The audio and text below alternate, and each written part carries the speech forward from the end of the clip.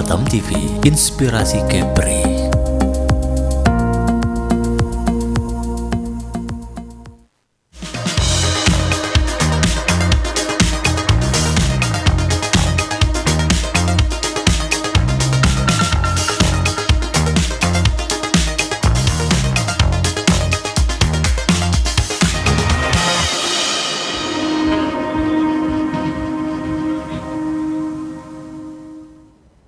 Assalamualaikum warahmatullahi wabarakatuh. Selamat malam pemirsa Batam TV. Berjumpa kembali dalam program Bincang Medik bersama saya Pungki Inggoro dan tentu saja dengan dokter dari KPJ Specialist Hospital. Dan pada kesempatan kali ini kita akan membahas tema mengenai perut buncit dan kembung, bahaya usus bayi tanpa saraf.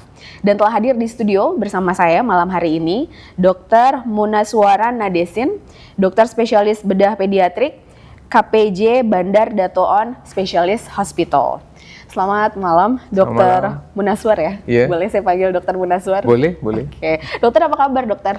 Baik, sehat. Oke, Dokter, welcome to Batam, welcome Thank you. to Studio Batam TV. Thank you. It's a pleasure to have you in our studio. Malam hari ini kita mau ngobrol tema buncit dan kembung.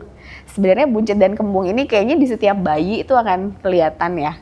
Perutnya buncit dan kembung nih dok. Tapi ada bahasa juga bahaya usus bayi tanpa saraf. Kok kayaknya ngeri-ngeri sedap ya. Nah, tapi sebelum kita bahas lebih lanjut nih dok, saya mau nanya kayak yang tadi saya sebutkan di awal, bayi kan rata-rata kalau kita lihat perutnya itu buncit dan kembung. Betul. Is that normal? Apakah itu normal? Dokter silakan. Okey. So kebanyakan masa bila kita perasan, terutama selepas bayi itu baru minum susu, okey. Jadi kadang-kadang memang perutnya boleh buncit sikit. Dan mungkin bayi teran bila hendak keluarkan angin. Tetapi kalau perutnya itu buncit hingga dia nampak keras, kulitnya nampak licin, okey, dan bayi ada muntah. Jadi bila begitu kita seharusnya risau. Mungkin ada masalah. Baik.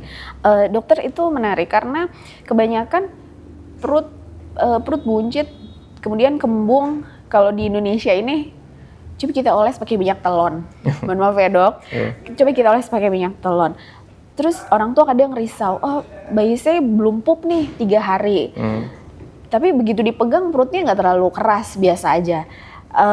Kapan sebaiknya atau maksimal berapa kali 24 jam seharusnya orang tua ini waspada bahwa anaknya ini memang harus segera diperiksa, khawatir terjadi sesuatu yang salah dengan bayinya. Dokter, silakan. Okey, jadi bayi yang selepas lahir, bayi bila baru lahir, kebanyakan masa mereka akan berak kali pertama dalam masa 24 jam hingga 48 jam. Baik. Itu adalah normal. Dan najisnya kalau kita perasan pada awalnya dia sangat gelap warnanya. Gelap kehijauan atau macam hitam. Baik. Tapi selepas itu, selepas bayi start minum susu, najisnya akan berubah warna jadi warna kuning. Tapi sekiranya najis tu menjadi makin sedikit dan perutnya makin kembung, makin keras, itu adalah tidak normal. Tetapi sekiranya baby minum susu, tiada muntah, perutnya tiada kembung, tiada keras. Tapi kadang-kadang bila ibu berikan susu badan secara eksklusifnya, tanpa susu formula, kadang-kadang normal juga baby itu tidak berak untuk 2-3 hari. Tapi perutnya lembut. Tidak kembung. Tidak kembung. Oke, baik. Jadi kalau dia full ASI eksklusif ya kalau di Indonesia ya istilahnya, 2-3 hari tidak pup, nggak masalah selama perutnya tidak mengalami kembung. Betul. Atau keras ya dok. Nah sekarang kalau ternyata kok perutnya kembung, perutnya keras, mungkin ditambah sufor juga atau mungkin nggak ditambah susu formula juga, lalu kita bawa ke dokter.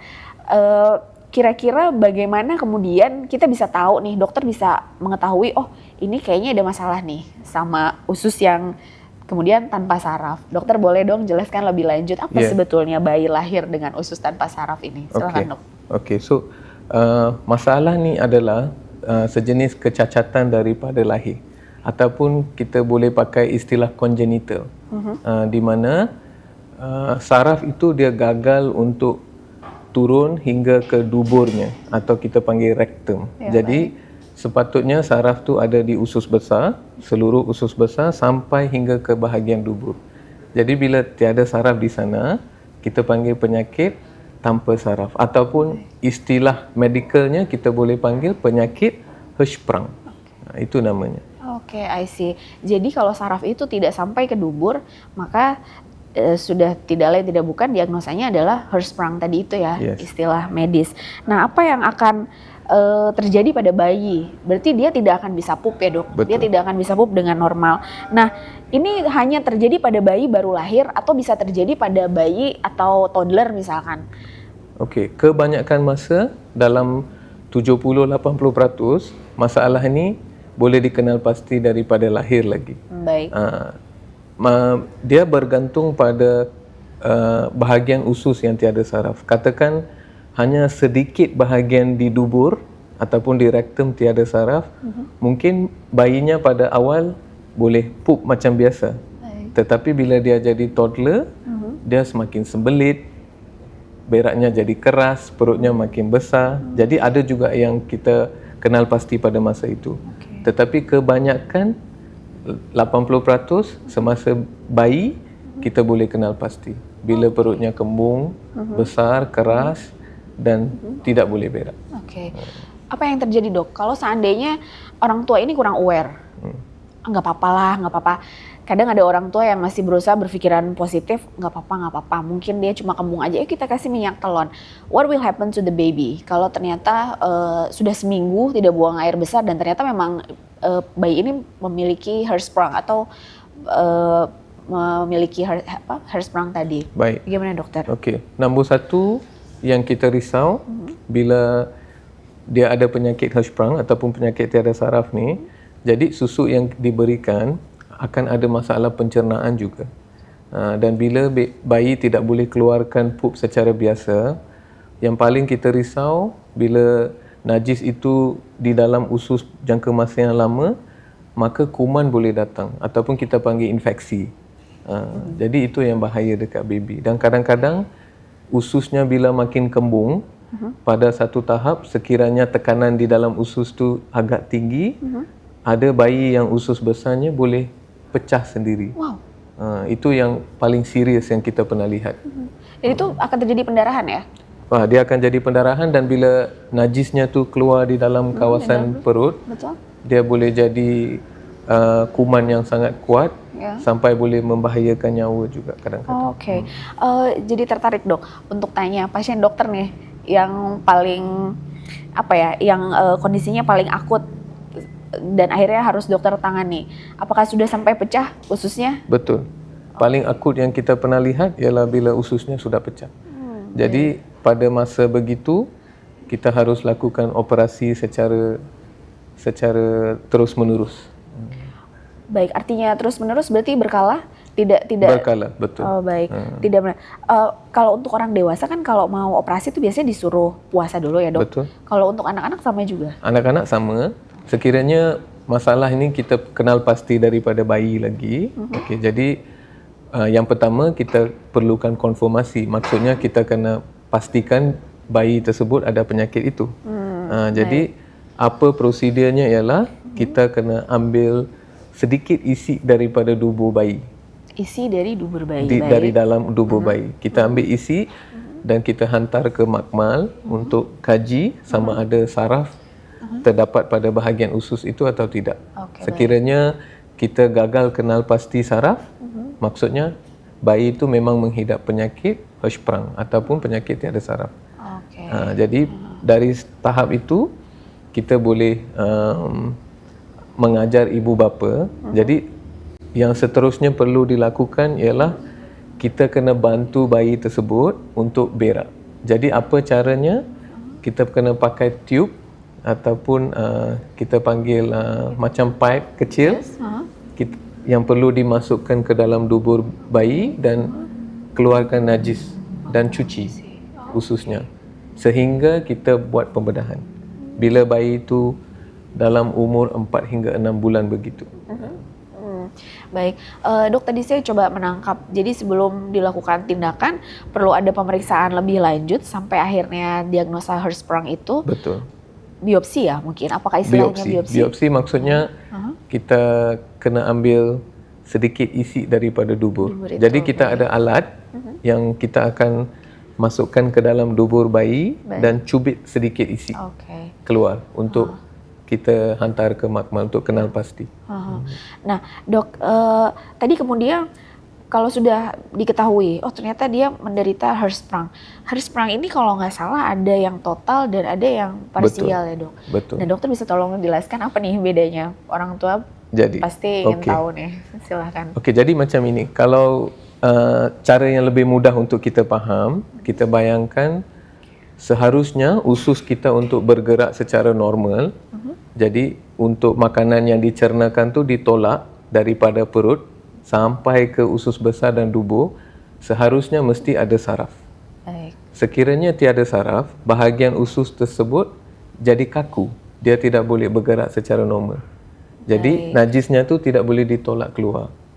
Dan saraf ini dia akan turun daripada perut sampai ke dubur, rektum. Jadi di mana-mana bahagian usus besar dia berhenti, daripada bahagian tersebut sampai ke dubur tidak akan ada saraf. Jadi total maksudnya keseluruhan usus besar bayi tidak akan ada saraf. Dan ada juga yang lebih pendek, sedikit saja yang tiada saraf. Jadi yang bayi yang seluruh usus besarnya tiada saraf, bayi tersebut akan ada perut kembung lebih awal. Dia minum susu dan akan muntah. Kadang-kadang muntahnya tu warnanya jadi hijau. So itu lebih serius. Jadi kalau yang total itu dari keseluruhan usus besar sampai rektum itu tidak ada saraf sama sekali. Betul. Sementara kalau yang parsial itu hanya sebagian ya dari usus besarnya. Betul. Baik. Kemudian kalau misalkan melihat nih dok gejala, bisa tidak tanpa dilakukan biopsi, hanya sekilas dokter sudah langsung mendiagnosa ini perutnya kembung, ini kayaknya Hirschsprung. Mungkin tidak dokter mendiagnosa tanpa adanya biopsi? Baik, jadi macam saya terangkan sebelum ini, soalannya akan ditanya daripada bayi tersebut lahir. Dalam masa 24 jam hingga 48 jam, bagaimana najis bayi tersebut? Adakah bayinya berak? Sekiranya bayi lambat berak, ibunya kata bayi hanya berak sedikit selepas 48 jam. Jadi itu tidak normal. Dan bila kita tengok bayi, perutnya keras, kembung dan beraknya hanya sedikit-sedikit, kadang-kadang kita sebagai doktor pakar, kita akan masukkan jari kita yang paling kecil, jari kelingking kita panggil di Malaysia. Jadi jarinya kita masukkan ke dalam dubur dan bila kita keluarkan sekiranya najis terpancut keluar. Maksudnya kita tahu yang dia tersumbat. Jadi kemungkinan besar untuk ada penyakit Hirschsprung. Baik. Jadi itu bukan sekedar sembelit ya dok. Kalau bahasa Indonesia ini istilahnya sembelit. Mungkin dia sembelit. Kayaknya orang tuanya mungkin kurang serat. Kadang kan ada mitos-mitos seperti itu dok. Dokter, ini sebenarnya menarik banget. Saya masih punya beberapa pertanyaan, tapi kita harus rehat sejenak dulu. Pemirsa Batam TV tetap bersama kami. Kami akan kembali setelah jeda pariwara berikut ini.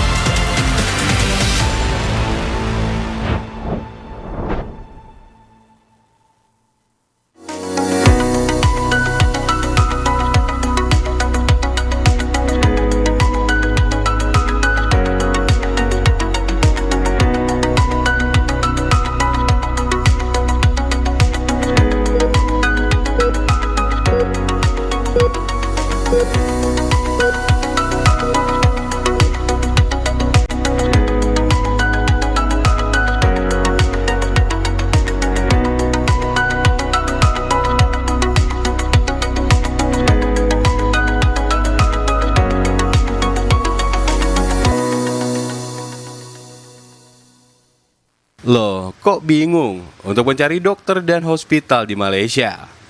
Hubungi kami, Anda akan mendapatkan rekomendasi dokter di rumah sakit KPJ, informasi jadwal dokter, appointment dengan dokter di KPJ, informasi biaya medis, mengatur penjemputan di pelabuhan dan bandara. Untuk membuat appointment dan temu janji, Anda bisa langsung ke perwakilan grup RS KPJ Healthcare di line telepon 08127750 800.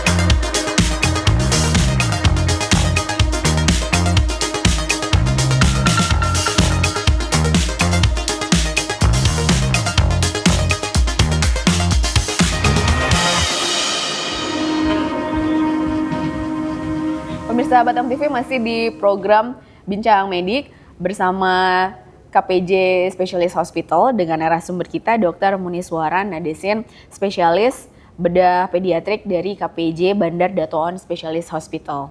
Dr. Munaswar, tadi kita udah ngobrol beberapa macam beberapa macam kemungkinan bayi buncit, kembung, ternyata dia tidak pup lebih dari 48 jam. Kemudian sudah cek dubur, ternyata di biopsi akhirnya ternyata diagnosanya Hirschsprung.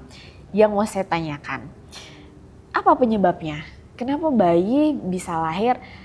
Gak ada orang tua yang mau punya anak terlahir dengan kekurangan. Betul. Dengan kondisi fisik yang tidak sempurna ya dok. Betul. Tapi apa penyebabnya? Sampai akhirnya bayi ini bisa lahir dengan usus tanpa saraf. Silakan dok. Oke, jadi ada banyak mitos.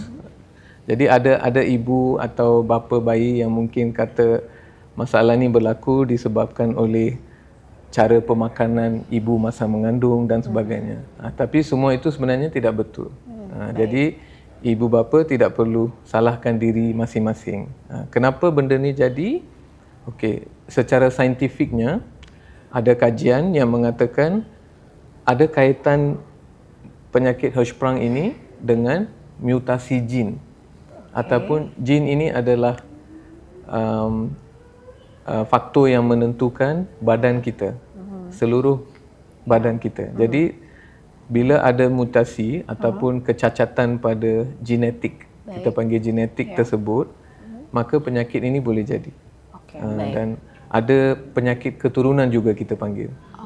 Maksudnya sekiranya dalam satu keluarga tersebut ada bayi yang ada penyakit Hirschsprung, ataupun mungkin ibu bapanya sendiri ada penyakit Hirschsprung, maka anaknya pun boleh ada penyakit yang sama. Jadi dia lebih kepada faktor genetik sebenarnya. Oh baik, itu menarik dok karena mitos di Indonesia pun kalau kita bicara mengenai genetik ya keturunan, sih jadi ingat hernia dok. Kita agak melenceng dikit boleh ya dok ya? Boleh. Hernia. Boleh. Soalnya tadi kan ini usus tanpa saraf. Nah Betul. hernia ini usus turun. Kita pernah bahas juga sebetulnya di talk show dengan KPJ, Specialist Hospital. Adakah hubungannya usus tanpa saraf ini dengan hernia dok? Oh tiada. Silakan. Tiada hubungan sebab hernia ni adalah kerana terdapat laluan yang tidak tutup di pangkal peha. Okay. Jadi bila bayi lahir dan di pangkal pehanya ada laluan tersebut tidak tutup. Laluan tersebut adalah untuk memberikan laluan kepada bijinya turun ke kantung. Jadi bila laluan tersebut gagal tutup, jadi dia akan jadi hernia. Okay, baik. Tetapi usus yang masuk ke dalam hernia tersebut adalah usus yang normal, usus yang ada saraf. Baik. Dia tiada kaitan dengan penyakit Hirschsprung. Mungkin tidak, sudah sih dia menderita mengidap Hirschsprung, dia punya hernia juga. Is that possible? Okey. Yang itu kita pernah lihat, tetapi sangat jarang. Ada bayi yang boleh ada kedua-dua penyakit tersebut. Sebab bila perutnya terlalu kembung, kadang-kadang disebabkan oleh tekanan tersebut, maka laluan itu ada kemungkinan boleh terbuka juga. Jadi hernia pun boleh berlaku. Tetapi kita jarang lihat situasi tersebut. Karena dalam bayangan saya, seandainya dia tidak ada saraf, ususnya tidak ada saraf, kemudian pupnya mohon maaf jadi sembelit ya, seperti sembelit. Kemudian seperti ada tekanan tertentu yang akhirnya. Betul. Dengan cara tersebut boleh berlaku. That was my logic only, yes. actually. Thank you dokter. Dokter, selanjutnya tadi saya udah tanya mengenai apa penyebabnya. Nah kemudian sebagai dokter bedah pediatrik, apa yang akan dokter lakukan setelah dapat hasil biopsi? Oh ternyata memang ini betul mengidap Hirschsprung. Apa yang akan pertama dokter lakukan? Tindakan apa yang akan dokter berikan pada pasien dengan Hirschsprung? Seperti yang diterangkan, konfirmasinya ataupun untuk kenal pasti adalah biopsi tersebut, dan kita juga boleh lakukan kita panggil imaging ataupun scan, di mana ada X-ray kita boleh buat untuk kenal pasti penyakit tersebut juga. Jadi bila kita masukkan ubat daripada dubur dan kita tangkap gambar X-ray, baik. Jadi dubur yang tiada saraf ini dia akan kelihatan lebih halus, lebih kecil daripada saiz yang sepatutnya. Jadi itu pun adalah salah satu cara juga. Dan selepas itu bila kita kenal pasti penyakit, macam saya terangkan, kita akan ajar ibu bapa untuk bantu bayi keluarkan najis secara cucian. Yang tadi itu ya, betul. Masukkan. Dan yang pentingnya adalah kita kena pastikan bayi boleh minum susu seperti biasa dan beratnya naik. Kerana bila beratnya naik, baru bayi tersebut boleh pergi untuk pembedahan. Sekiranya bayi kecil, susunya tidak boleh diserap disebabkan penyakit Hirschsprung, jadi pembedahannya pun tidak boleh dijalankan. Sebab bila bayi terlalu kecil, operasinya jadi lebih susah. Dan risiko kepada bayi jadi lebih tinggi. Jadi tugas kita sebagai pakar adalah untuk sediakan bayi untuk pembedahan dalam masa 3 hingga 6 bulan. 3 sampai 6 bulan. Betul. Baik. Jadi selama 3 sampai 6 bulan ini orang tua akan secara manual membersihkan usus. Betul. Oke, baik. Tadi saya agak berusaha mencerna orang tua di sini baik ayah maupun ibu dan tentu saja support system ya yang mendukung orang tua ini untuk bisa sabar sekali ya menghadapi bayi, because it's not a simple thing to face, of course. Yes. Baik, dokter, ada istilah zona transisi nih dok dari hasil pemeriksaan radiologi barangkali atau dari hasil pemeriksaan X-ray ya. X-ray ya, betul. Ya. Itu apa sebetulnya si zona transisi? Apa yang tadi dokter sebutkan itu? Melihat Betul. Jadi zonal transisi itu adalah di mana, bila kita cerita tentang radiologi atau X-ray yang normal, seharusnya dubur adalah kawasan yang paling besar, sebab dubur adalah tempat di mana najis disimpan sebelum kita pup atau berak. Jadi secara normalnya kalibernya lagi besar. Betul? Okey. Jadi usus besar bahagian lain dia lebih kecil. Tetapi bila kita tengok radiologi penyakit Hirschsprung, dia terbalik. Di mana duburnya kecil, halus. Tetapi usus yang normalnya, usus besarnya lebih besar. Dan zona di mana kita lihat usus duburnya halus bertukar menjadi lebih besar di atas, itu zona transisi. Jadi kita tahu dari zona itu sampai ke lubang berak tiada saraf, tidak normal. Oh, I see. Oke, jadi barulah akan dilakukan tindakan-tindakan selanjutnya. Dok, untuk operasi pengangkatan usus ini ya, berarti kan yang akan dilakukan kemudian adalah setelah 3 atau 6 bulan, Betul. oke nih, berat badan bayi sudah naik, oke, selanjutnya kita tindakan. Itu akan dilakukan operasi pengangkatan usus mungkin ya? Betul. Atau apa? Nah, Betul. dokter minta tolong jelaskan dong, Boleh. supaya orang tua juga tahu Baik. nih apa yang akan Jadi terjadi. bayi mana yang boleh secara manual dicuci dan beratnya naik, jadi bila umurnya sudah 4 bulan hingga 6 bulan, kita rancang pembedahan tersebut. Pembedahan ini dilakukan, ada 2 cara untuk melakukan pembedahan ini. Salah satu caranya adalah kita hanya tebuk lubang di perut dan kita gunakan alat kita panggil laparoskopi. Jadi kita tidak perlu buat pembedahan yang besar untuk operasi tersebut. Dan cara satu lagi adalah kita buat operasi besar. Jadi ususnya yang tiada saraf harusnya dibuang. Maka daripada radiologi yang kita sudah buat dan masa operasi tersebut, kita masih akan ambil isi dan confirm. Kita akan pastikan zona mana yang normal, yang ada saraf, dan zon mana yang tiada saraf. Jadi keseluruhan zon yang tiada saraf akan dipotong buang dan usus besar yang normal yang ada saraf akan dibawa turun dan dijahit di dalam dubur. Oke, baik. Dok, pertanyaannya, kalau tadi di awal kita sempat membahas mengenai yang total dan yang parsial. Betul. Kalau seandainya ternyata tidak ada saraf sama sekali, Baik. dipotong semua, Yeah, then what baik. will happen? Okey, so yang mana yang total, macam kita bincang sebelum ini, bayinya akan ada simptom lebih awal. Baik. Masa bayi lagi kita sudah tahu yang bayi itu mungkin dia total. Jadi bayi yang total kebanyakannya dia akan jadi pembedahan berkala. Di mana usus yang normal yang ada saraf akan dikeluarkan dan diletak sebagai stoma. Stoma ni adalah di mana ususnya secara temporary kita letak di luar dan najisnya akan keluar di sana. Maka kita biarkan dulu usus yang tiada saraf di dalam. Pada pembedahan seterusnya, keseluruhan usus yang tiada saraf harus dibuang dan usus normal itu akan dibawa turun ke dubur dan kadang-kadang keseluruhan usus besar perlu dibuang. Jadi usus kecilnya akan dibawa dan dijahit di kawasan dubur.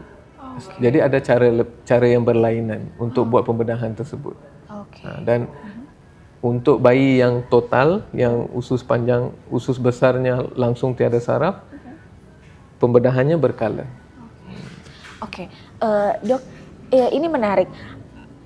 Apa benar kalau organ anak ini masih akan tumbuh?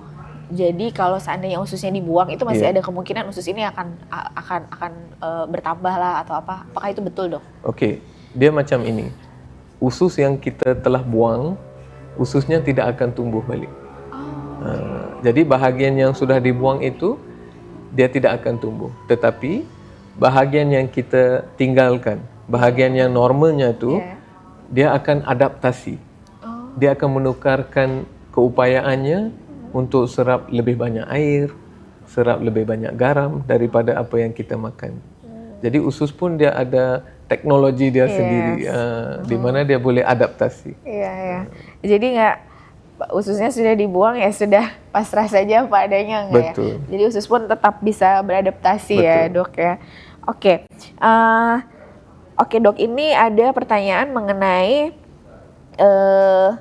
menggunakan stoma sementara yang tadi Iya, dokter betul, jelaskan ya. betul. Nah kemudian mungkin tidak pada saat proses stoma ini terjadi komplikasi, karena kan ususnya di luar. Dan itu gimana supaya kondisinya akan tetap aman dan terjaga? Takutnya bakteri dan apa lain-lain, because it's outside the stomach. So. Oke. Jadi yang penting kita sebagai pakar bedah kanak-kanak atau pakar bedah pediatrik seharusnya pastikan bila kita hasilkan stomanya itu, kita cara penghasilan stoma perlu mengelakkan stoma daripada boleh terkeluar panjang keluar dan sebagainya.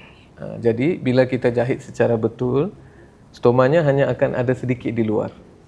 Kira-kira berapa? Dalam 2 cm, Oke, 1 hingga 2 cm, sedikit saja. Ya. Dan ibu bapa yang lebih berada secara dari segi wang, maka boleh pakai bag stoma. Kita ada bag ataupun kantung yang boleh diletakkan di sekitar stoma. Jadi najisnya akan berkumpul di dalam kantung tersebut, bag tersebut. Jadi bagnya boleh dicuci dan boleh disimpan sehingga 5 hari atau seminggu. Dan sekiranya bag tersebut mahal, ada cara lain. Boleh gunakan kain kapas dan sebagainya untuk jaga juga. Oh, I see. Selama steril ya? Selama steril. Dok, itu kalau misalkan stoma itu ya, ususnya di luar, berarti setelah kita makan, biasanya kalau kita normal, kita kan akan tunggu jeda waktu untuk kita pup ya. Betul. Nah, sementara kalau yang pasien ini, berarti dia akan otomatis 4 jam setelah makan mungkin ya, sudah pasti akan mengeluarkan. Betul.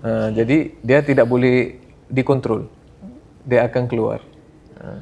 Pada permulaannya bila kita hasilkan stoma, mungkin dia lebih cair. Tetapi macam saya kata, usus dia ada teknologinya, bila dia sudah adaptasi, kandungannya itu akan jadi lebih pekat. Kandungannya akan jadi lebih pekat? Najisnya akan jadi makin lama makin pekat. Oh baik. Oh oke. Itu menarik. Dan sebenarnya saya ada banyak pertanyaan lagi nih, tapi sepertinya kita harus jeda dulu sejenak sambil tarik nafas nih dok.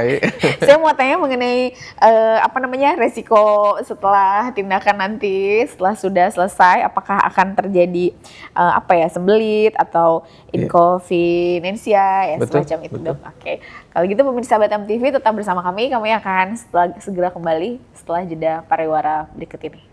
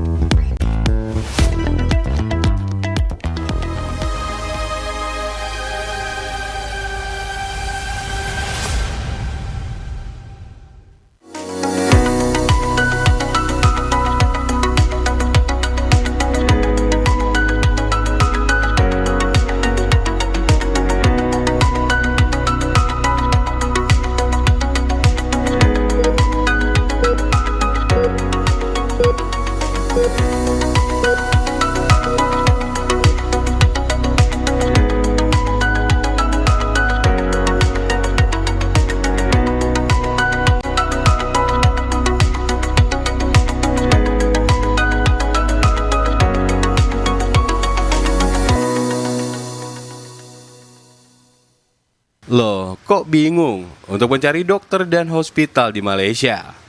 Hubungi kami, Anda akan mendapatkan rekomendasi dokter di rumah sakit KPJ, informasi jadwal dokter, appointment dengan dokter di KPJ, informasi biaya medis, mengatur penjemputan di pelabuhan dan bandara. Untuk membuat appointment dan temu janji, Anda bisa langsung ke perwakilan grup RS KPJ Healthcare di line telepon 08127750 800.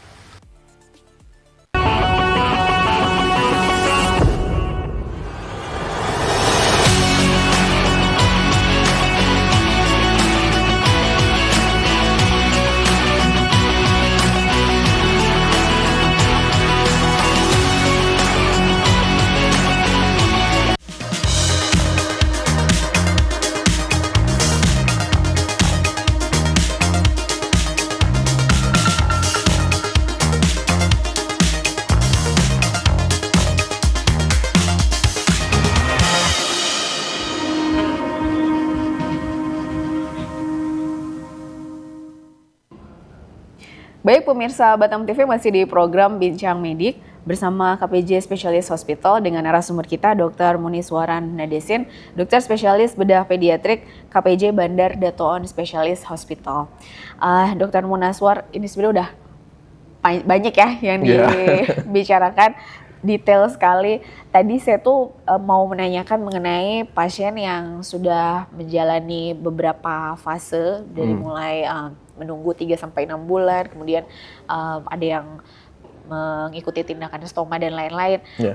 Seandainya harus dilakukan pembedahan, apa saja syarat bayi dengan diagnosa Hirschsprung yang boleh kemudian melakukan tindakan bedah, dokter? Silakan. Apakah ada syarat usia atau apa?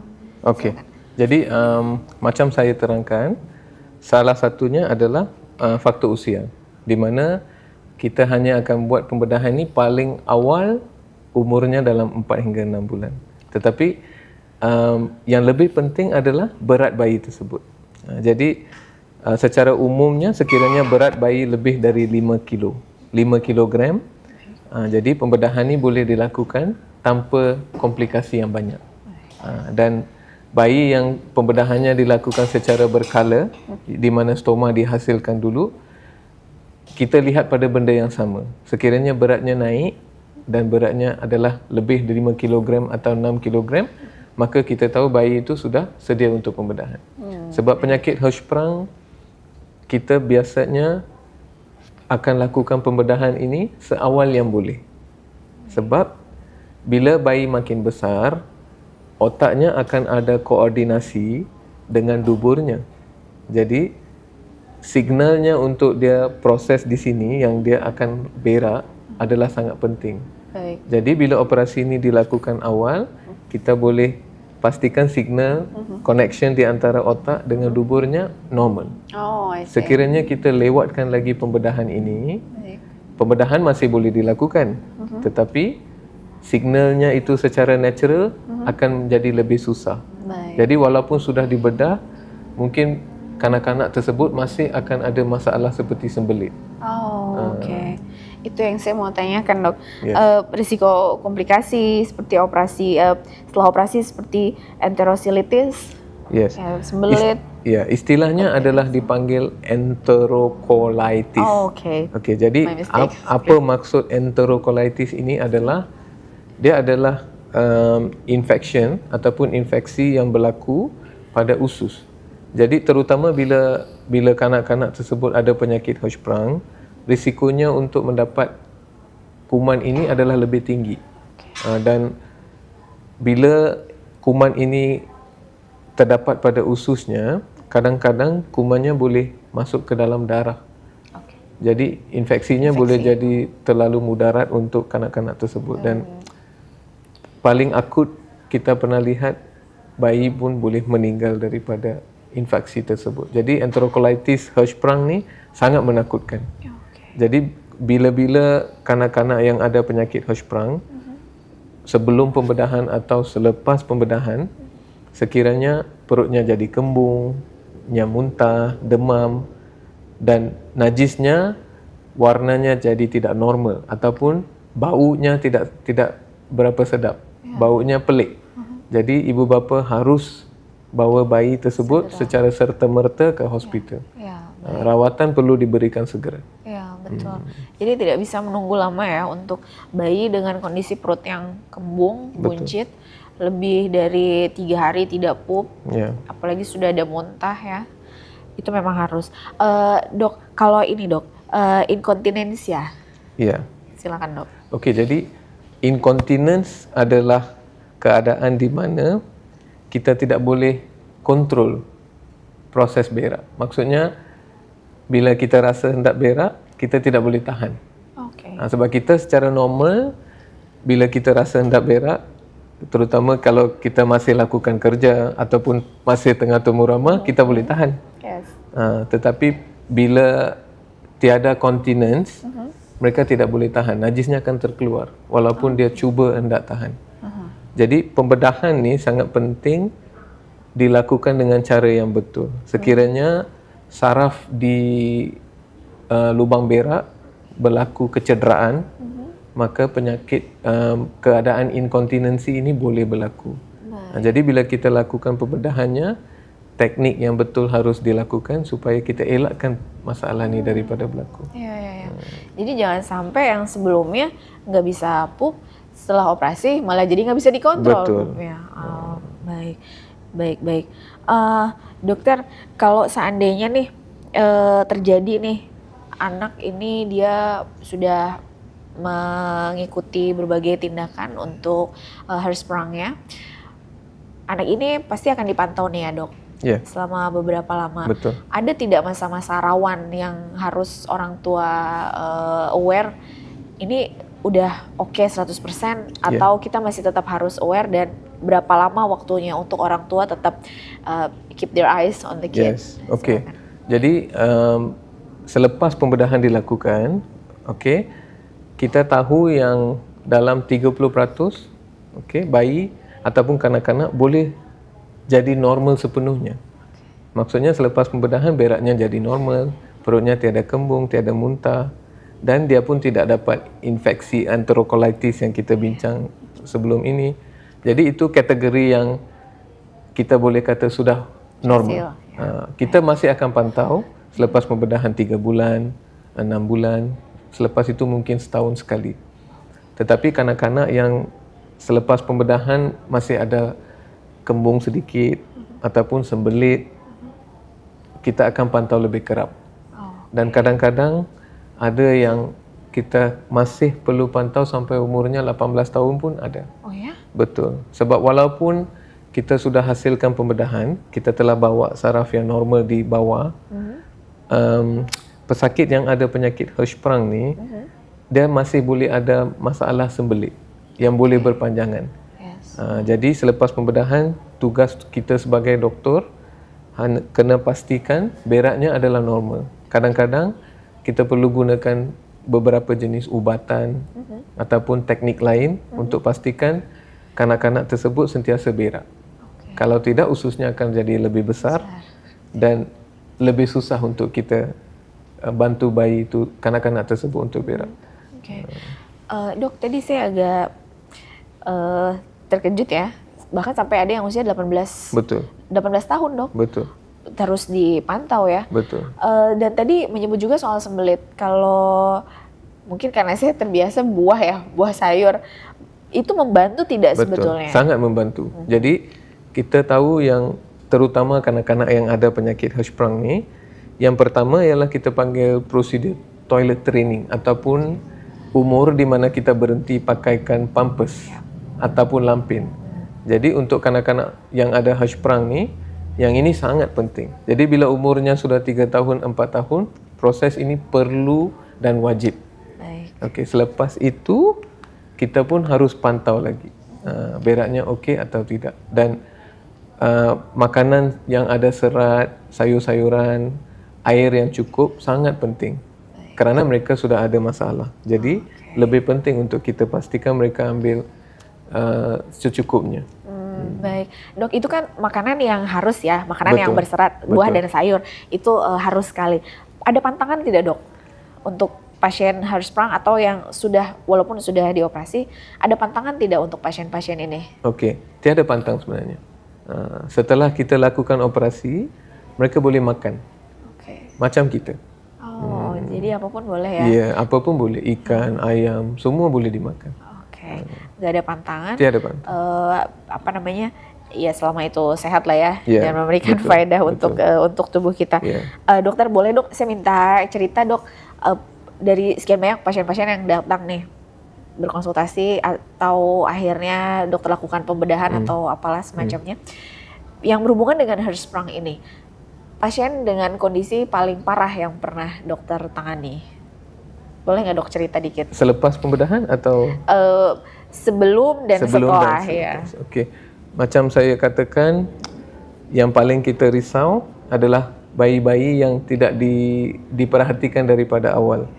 Yang mana yang ususnya boleh pecah ataupun boleh berlaku infeksi enterocolitis yang sangat mudarat.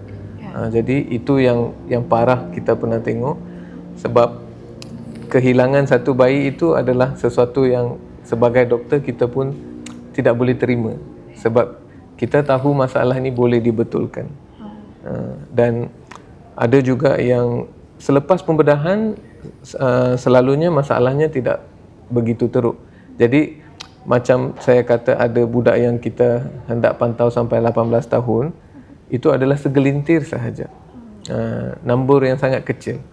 Kebanyakan mereka bila mereka sudah jadi budak besar, teenagers, masalahnya sudah okey. Ya, so seharusnya saya kata dalam 90% tidak akan ada masalah. Mungkin 10% perlu diperhatikan lagi sampai umurnya 18 tahun. Oh baik, jadi itu ya, kurangnya kewaspadaan, awareness orang tua terhadap bayi menunda-nunda ya.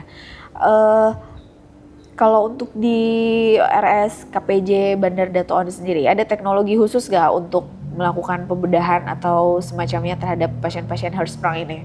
Ya, so macam saya katakan, saya sendiri, okey, di KPJ Dato' On, kita ada teknologi untuk melakukan pembedahan ini dengan cara tebuk.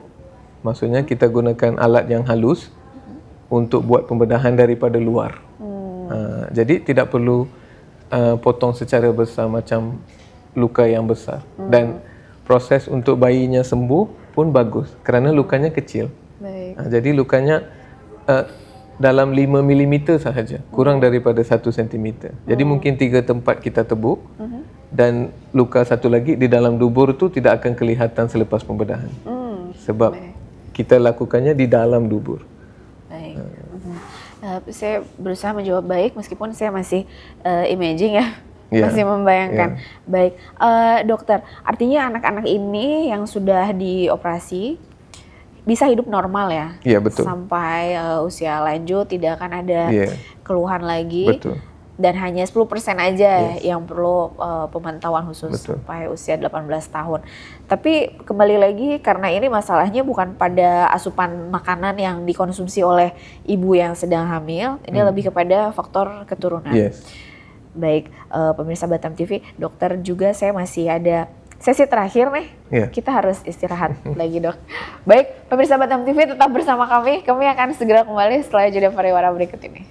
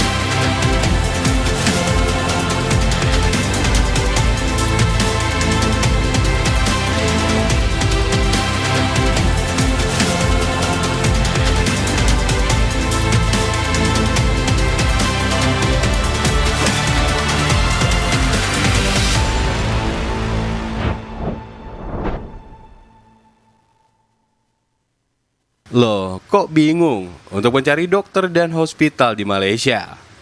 Hubungi kami, Anda akan mendapatkan rekomendasi dokter di rumah sakit KPJ, informasi jadwal dokter, appointment dengan dokter di KPJ, informasi biaya medis, mengatur penjemputan di pelabuhan dan bandara. Untuk membuat appointment dan temu janji, Anda bisa langsung ke perwakilan grup RS KPJ Healthcare di line telepon 08127750 800.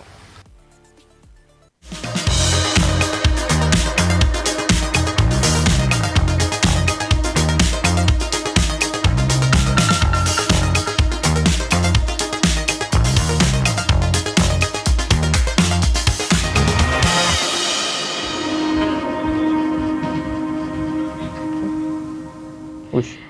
Baik pemirsa Batam TV, masih di program Bincang Medik bersama KPJ Specialist Hospital, masih bersama Dr. Muniswar, dokter spesialis bedah pediatrik. Dokter, sudah panjang lebar kita bicara mengenai bayi lahir tanpa saraf ya, dengan usus tanpa saraf, atau yang bahasa medisnya kita sebut dengan Hirschsprung. Yeah. Nah dokter, tadi sudah dijelaskan juga oleh dokter mengenai apa saja tindakan yang akan dilakukan oleh dokter. Nah, kemudian setelah berhasil operasinya, 90% pasien Betul. tidak akan mengalami masalah. Tapi apa yang perlu diperhatikan oleh orang tua untuk orang tua yang memiliki anak-anak yang menderita Hirschsprung ini, terutama karena ini faktor genetik. Jadi apa nih dok yang harus sekali diperhatikan oleh orang tua pasca operasi? Silakan dok. Oke. Jadi ini selepas ke? Selepas Yes, selepas yeah, operasi. Oke. after surgery. Jadi sekali lagi saya nak katakan kepada orang tua, pertama sekali jangan risau. Macam saya kata, selepas operasi lebih 90% akan okey. Cuma kita tidak pasti bila. Jadi segelintir akan okey serta-merta selepas pembedahan. Maksudnya mereka tidak ada sebarang komplikasi selepas itu. Dan ada segelintir di mana selepas operasi mungkin dia okey untuk masa 1 tahun, 6 bulan, tiba-tiba ibu bapa perasan perutnya kembung semula. Demam, ada muntah. Jadi wajib kena datang ke rumah sakit serta-merta. Sebab macam saya kata, risiko infeksi enterocolitis tu masih ada walaupun pembedahan telah dilakukan. Kerana usus yang ada penyakit Hirschsprung ni, dia ada sesetengah masalah di dalam usus tu tersebut yang mungkin makan masa lama untuk dia normal semula. Jadi itu adalah yang paling penting. Sekiranya bila-bila anaknya cirit, maksudnya berak-berak banyak kali, cair, demam, perutnya kembung, kena harus datang. Tidak boleh kata mungkin tersalah makan, mungkin makanan tidak kena, masuk angin. Jadi kanak-kanak yang ada penyakit Hirschsprung ni, selepas pembedahan kena lebih khawatir. Bila ada masalah begitu, harus datang ke rumah sakit. Tidak ada alasan ya? Tidak ada alasan. Langsung dibawa Betul. ke rumah sakit. Dokter, saya punya pertanyaan yang sebetulnya tidak ada hubungannya dengan Hirschsprung ya. Okay. Jadi tadi dokter juga sempat mention oke lah mungkin bayi ini mengidap Hirschsprung karena sembelit, mungkin akhirnya jadi membuka hernia. Hernia. Okay. Nah, yang mau saya tanyakan, apakah prosedur, saya mau tanyakan ke dokter sebagai pediatric surgeon. Yeah. Apakah prosedur pembedahan untuk bayi-bayi yang mengalami hernia atau yang mungkin testisnya tidak turun itu sama juga dok dilakukan? Oke. Seperti prosedur yang dilakukan pada bayi dengan usus tanpa saraf ini. Oke. Jadi pembedahan untuk hernia dan biji tidak turun ni adalah pembedahan yang lebih kecil kita kata. Ataupun kita panggil minor. Maksudnya dia bukan operasi yang besar. Jadi ibu bapa tidak perlu risau. Sekiranya ada hernia, pembedahannya sangat simple. Pembedahan kecil dan juga boleh dilakukan secara tebuk tanpa luka yang besar. Dan pembedahan untuk biji tidak turun ni adalah prosedur di mana bijinya kebanyakan masa akan sangkut di kawasan peha, di atas. Jadi kita akan lakukan pembedahan untuk bawa bijinya turun ke kantung.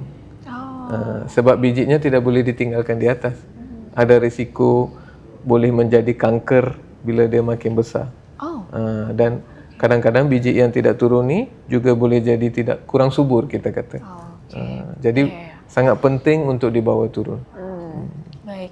Dan itu berarti berbeda dengan Hirschsprung. Kalau Hirschsprung dia tindakan bedahnya dia besar ya. Sementara kalau yang Betul. hernia dan apa namanya? Tadi tesis tidak turun, Yes. dia minor ya, tidak Minor. terlalu. Dan pembedahan untuk hernia dan testis tidak turun ni, sekiranya budak ataupun kanak-kanak tersebut tiada masalah kesihatan apa-apa, pembedahannya boleh dilakukan dalam masa 1 hari dan pesakitnya pun boleh balik hari yang sama. Oke. Kita panggil daycare.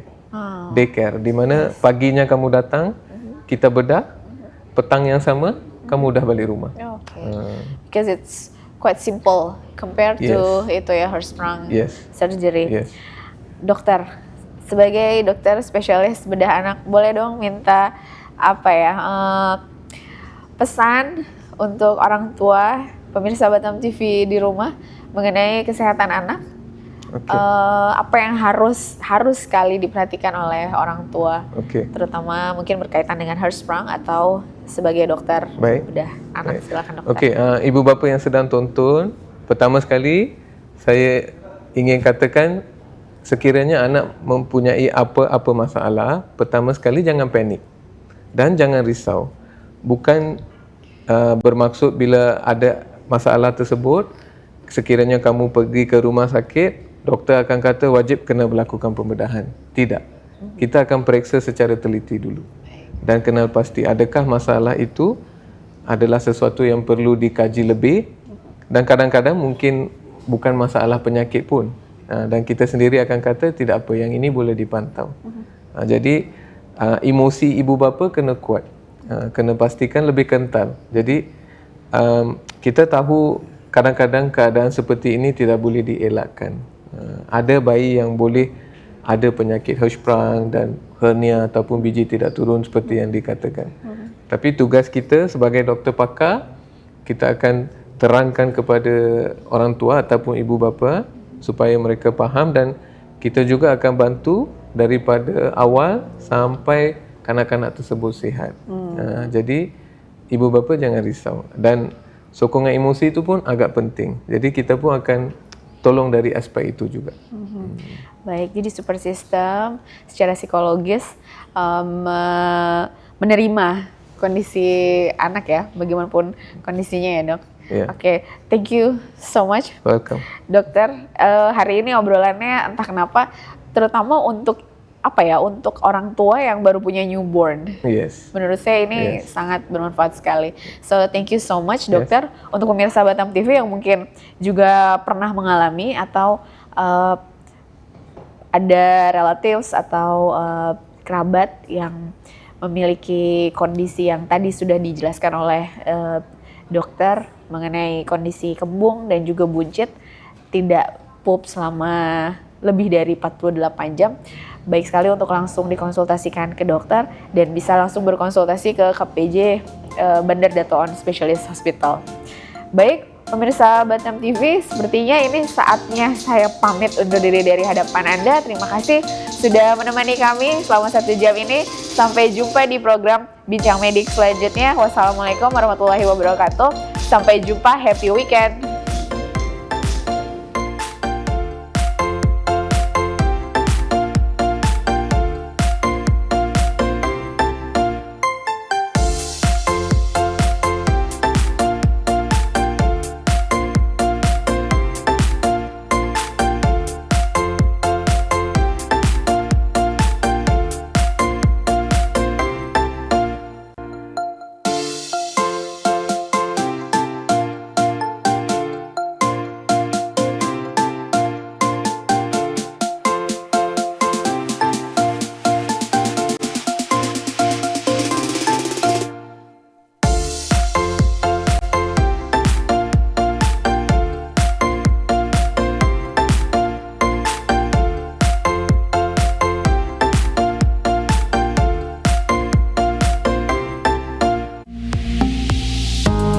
Batam TV, inspirasi Kepri.